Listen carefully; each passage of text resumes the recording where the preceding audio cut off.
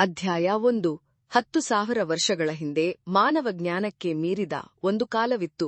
ಆ ಸಮಯದಲ್ಲಿ ಪ್ರಕೃತಿ ಮತ್ತು ಆಧ್ಯಾತ್ಮಿಕತೆಯೊಂದಿಗೆ ಸಾಮರಸ್ಯದಿಂದ ಬದುಕಿದವರನ್ನು ಸಿದ್ಧರು ಎಂದು ಕರೆಯಲಾಗುತ್ತಿತ್ತು. ಅವರು ಕಂಡ ಸತ್ಯಗಳು ಜಗತ್ತು ಇನ್ನೂ ಹುಡುಕುತ್ತಿರುವ ರಹಸ್ಯಗಳಾಗಿವೆ.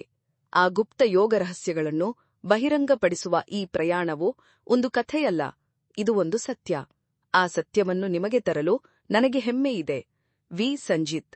ಈಗ ಯೋಗ ರಹಸ್ಯಗಳು ಲೇಖಕ ಡಿ.ಕೆ. ರಾಜಗೋಪಾಲನ್ ಅವರ 8 ಚಿತ್ರಾತ್ಮಕ ಚಿತ್ರಗಳನ್ನು ಒಳಗೊಂಡಿದೆ. ಅಧ್ಯಾಯ 1ರಲ್ಲಿ ಈಗ ಪ್ರಾರಂಭವಾಗುತ್ತದೆ. ನಮ್ಮ ಆತ್ಮಗಳು ಜಗತ್ತನ್ನು ಪಯಣಿಸಲು ರೂಪುಗೊಂಡ ಶೆಲ್ ಆಗಿರುವ ದೇಹವು ಈ ಕೆಳಗಿನ 5 ಪದರಗಳನ್ನು ಒಳಗೊಂಡಿದೆ. 1. ಅನ್ನಮಯ ಕೋಶ, ಅಂದರೆ ಭೌತಿಕ ದೇಹ. 2. ಪ್ರಾಣಮಯ ಕೋಶ, ಅನ್ನಮಯ ಕೋಶವನ್ನು ಒಳಗೆ ಮತ್ತು ಹೊರಗೆ ವ್ಯಾಪಿಸುವ ಪ್ರಾಣ ಮತ್ತು ಇತರ ಅನಿಲಗಳಿಂದ ರೂಪುಗೊಂಡ ಶೆಲ್. 3. ಮನೋಮಯ ಕೋಶ, ಅಂದರೆ ಮೇಲಿನ 2 ಪದರಗಳನ್ನು ವ್ಯಾಪಿಸಿರುವ ಮತ್ತು 5 ಇಂದ್ರಿಯಗಳ ಮೂಲಕ ವಿಷಯಗಳನ್ನು ಗ್ರಹಿಸುವ ಮತ್ತು ಅವುಗಳಿಗೆ ಸಂಬಂಧಿಸಿದ ಕ್ರಿಯೆಗಳನ್ನು ನಿರ್ವಹಿಸುವ ಮನೋವೃತ್ತಿ ಕೋಶ. 4. ವಿಜ್ಞಾನಮಯ ಕೋಶಗಳು, ಮೇಲಿನ 3 ಕೋಶಗಳನ್ನು ವ್ಯಾಪಿಸಿರುವ ಮತ್ತು ಜನನ ಮತ್ತು ಮರಣದಲ್ಲಿ ಅನುಭವಿಸಬೇಕಾದ ಸಂಸ್ಕಾರಗಳನ್ನು ಒಳಗೊಂಡಿರುವ ವಿಜ್ಞಾನಮಯ ಎಂಬ ಗೂಡು. ಮೇಲಿನ 4 ಕೋಶಗಳನ್ನು ವ್ಯಾಪಿಸಿರುವ ಮತ್ತು ಬ್ರಹ್ಮಾನಂದದ ಪ್ರತಿರೂಪವಾಗಿ ಜೀವಿಯನ್ನು ನಡೆಸುವ 5 ಆನಂದಮಯ ಕೋಶಗಳು, ಗೂಡು. ಈ 5 ಕೋಶಗಳು ಹೇಗೆ ಪರಸ್ಪರ ಪ್ರವೇಶಿಸುತ್ತವೆ ಮತ್ತು ಸೂಕ್ಷ್ಮಕೋಶಗಳು ಸ್ಥೂಲಕೋಶಗಳಿಂದ ಹೇಗೆ ಮರೆಮಾಡಲ್ಪಡುತ್ತವೆ ಎಂಬುದನ್ನು ವಿವರಿಸಲು ಅಸಾಧ್ಯ. ಯೋಗದ ಪ್ರಕ್ರಿಯೆಗಳ ಮೂಲಕ ಆ ಸ್ಥೂಲ ಪರದೆಗಳ ಕೊಳೆಯನ್ನು ತೆಗೆದುಹಾಕಬೇಕು ಮತ್ತು ಸೂಕ್ಷ್ಮಕೋಶಗಳನ್ನು ಸೂಕ್ಷ್ಮಕೋಶಗಳ ಮೂಲಕ ಅರಿತುಕೊಳ್ಳಬೇಕು. ಈ 5 ಕೋಶಗಳು ವಿಶಾಲ ಮತ್ತು ವೈವಿಧ್ಯಮಯ ಜೀವಿಗಳನ್ನು ಹಾಗೂ ಏಕೀಕೃತ ವಿಶ್ವವನ್ನು ಆಕರ್ಷಿಸುತ್ತವೆ. ಆತ್ಮವು ತನ್ನ ಕನಸಿಲ್ಲದ ನಿದ್ರೆಯಲ್ಲಿ ಆನಂದಮಯ ಸ್ಥಿತಿಯಲ್ಲಿರುವಂತೆ, ಅದೇ ರೀತಿ ಉಸಿರಾಟದಿಂದ ಪುನಃಸೃಷ್ಟಿಯು ಅಪಾರ ಆನಂದಮಯ ಸ್ಥಿತಿಯಲ್ಲಿ ಹೀರಿಕೊಳ್ಳಲ್ಪಡುತ್ತದೆ. ಅದೇ ರೀತಿಯಲ್ಲಿ ಪ್ರತಿಯೊಂದು ಕೋಶಗಳಲ್ಲಿಯೂ ಪ್ರಕೃತಿಯನ್ನು ಊಹಿಸಬಹುದು. 3 ಬುದ್ಧಿಶಕ್ತಿಗಳು ಮತ್ತು ಕಿವಿಗಳು ವಿಜ್ಞಾನಮಯ ಕೋಶವನ್ನು ರೂಪಿಸುತ್ತವೆ. ಅದೇ ರೀತಿ ಜ್ಞಾನದ ಅಂಗಗಳು ಮತ್ತು ಮನಸ್ಸು ಮನೋಮಯ ಕೋಶವನ್ನು ಒಳಗೊಂಡಿದೆ. ಪ್ರಾಣ ಮತ್ತು ಕರ್ಮೇಂದ್ರಿಯಗಳು ಪ್ರಾಣಾಯಾಮಯ ಕೋಶವನ್ನು ಒಳಗೊಂಡಿವೆ. ವಿಜ್ಞಾನಮಯ ಕೋಶವನ್ನು ಭಗವಂತನಾಗಿ, ಮನೋಮಯ ಕೋಶವನ್ನು ಸಾಧನವಾಗಿ ಮತ್ತು ಪ್ರಾಣಾಯಾಮಯ ಕೋಶವನ್ನು ಕ್ರಿಯೆಯ ವಸ್ತುವಾಗಿ ಬಳಸಬಹುದು. ಈ 3 ಕೋಶಗಳು ಮುಂದಿನ ಜನ್ಮಗಳಿಗೆ ಸೂಕ್ಷ್ಮ ದೇಹದಲ್ಲಿ ಆತ್ಮದೊಂದಿಗೆ ಒಟ್ಟಿಗೆ ಹೋಗುತ್ತವೆ. ಆನಂದಮಯ ಕೋಶವು ನಿದ್ರೆಯ ಸ್ಥಿತಿಯಲ್ಲಿ ವ್ಯವಹಾರ ಮಾಡುವಂತೆಯೇ ಈ 3 ಕೋಶಗಳು ಕನಸಿನ ಸ್ಥಿತಿಯಲ್ಲಿ ಕಾರ್ಯನಿರ್ವಹಿಸುತ್ತವೆ. ಉಳಿದ ಅನ್ನಮಯ ಕೋಶ ಎಚ್ಚರ ಸ್ಥಿತಿಯಲ್ಲಿ ಕಾರ್ಯನಿರ್ವಹಿಸುತ್ತದೆ. ಯೋಗಾಭ್ಯಾಸಕ್ಕೆ ಈ 4 ಮತ್ತು 5 ಕೋಶಗಳ ಸಾಮರಸ್ಯವು ಮುಖ್ಯವಾದ ಕಾರಣ ತೈತ್ತೀರೀಯೋಪನಿಷತ್ತಿನ ಸಂಬಂಧಿತ ಶ್ಲೋಕಗಳು ಮತ್ತು ವೇದಾಂತದ ಸಾರವನ್ನು ಕೆಳಗೆ ಅನುವಾದಿಸಲಾಗಿದೆ. ತೈತ್ತೀರೀಯೋಪನಿಷತ್ತಿನಲ್ಲಿ ಮೊದಲ ವಸ್ತುವಾದ ಪರಬ್ರಹ್ಮನಲ್ಲಿ ನಿರತನಾಗಿದ್ದ ಆತ್ಮನಿಗೆ ಆಕಾಶವು ಕಾಣಿಸಿಕೊಂಡಿತು.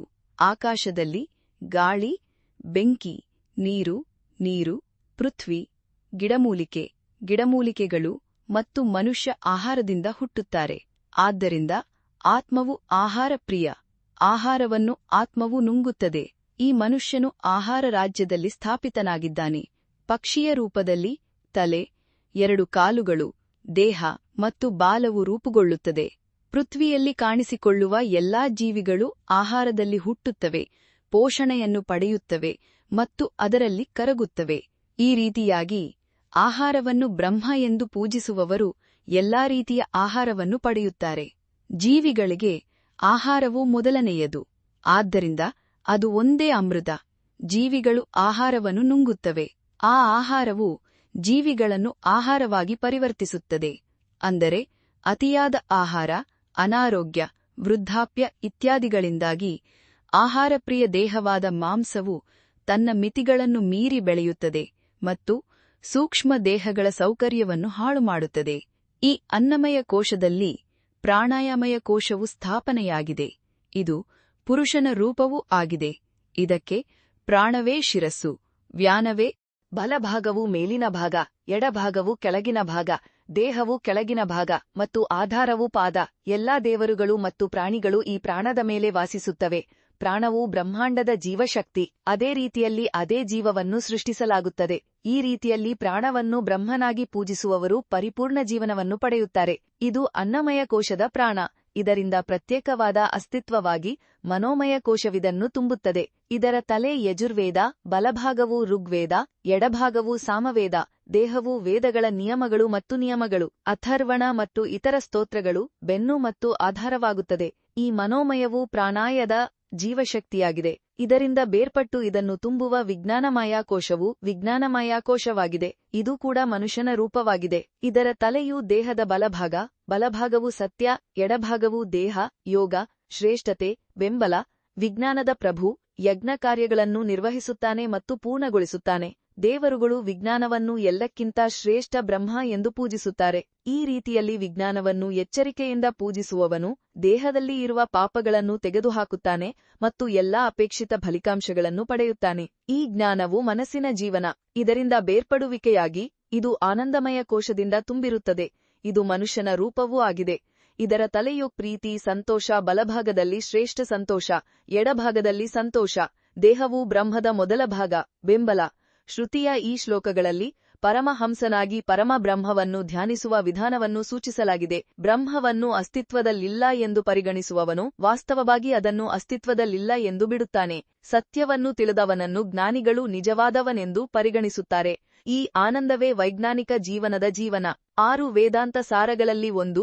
ಅಜ್ಞಾನವು ವ್ಯಕ್ತಿಗತ ಜೀವಿಗಳಲ್ಲಿ ಹಾಗೂ ಸಾರ್ವತ್ರಿಕ ದೇವರಲ್ಲಿ ಕಾಣಿಸಿಕೊಳ್ಳುತ್ತದೆ. ದೇವರಿಗೆ ಸಂಬಂಧಿಸಿದ ಈ ಅಜ್ಞಾನವನ್ನು ಕಾರಣಿಕ ದೇಹ ಎಂದು ಕರೆಯಲಾಗುತ್ತದೆ.